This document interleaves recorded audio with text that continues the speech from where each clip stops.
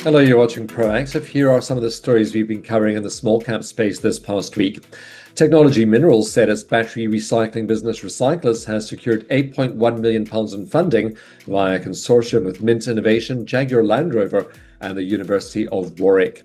The funding will accelerate the development of a UK-based lithium-ion battery recycling solution.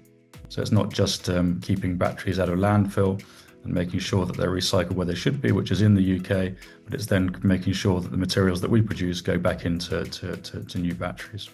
Valerium and First Class Metals are exploring how tokenization could fund mining without diluting shareholders. They said it could reshape how early-stage exploration is financed.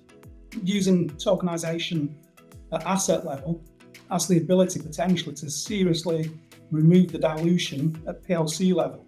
So you could end up with successful projects delivered without destroying the capital structure at the PLC level. Boltz Capital has raised funds to boost its Bitcoin holdings, aiming to scale from 100 to 1,000 coins. The company is also planning cloud mining to support the Bitcoin network directly.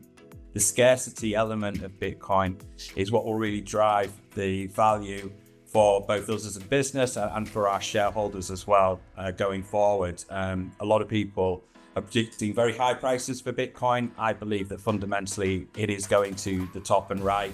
Quite where it will end up, who knows? But certainly the nature of Bitcoin and the algorithm that's there means that it is a scarce resource.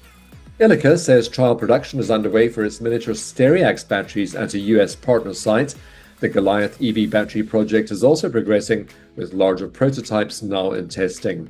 I expect there will be some batteries that come off that run that we'll be able to share with customers after validating them before the end of the year. So we're still on target. We've been guiding people that we should be able to start, recognizing revenue from customer deliveries in this calendar year. And I think we're still on track for that. Ixico expects revenues of £6.3 million this year and is expanding into Alzheimer's and Parkinson's trials. The company is also working on new partnerships and US growth. And so now we're really setting out to broaden that into Alzheimer's and Parkinson's disease. And those are very big areas where we see a lot of optimism, a lot of momentum. And so we also see our pipeline and our order book now showing more of these projects.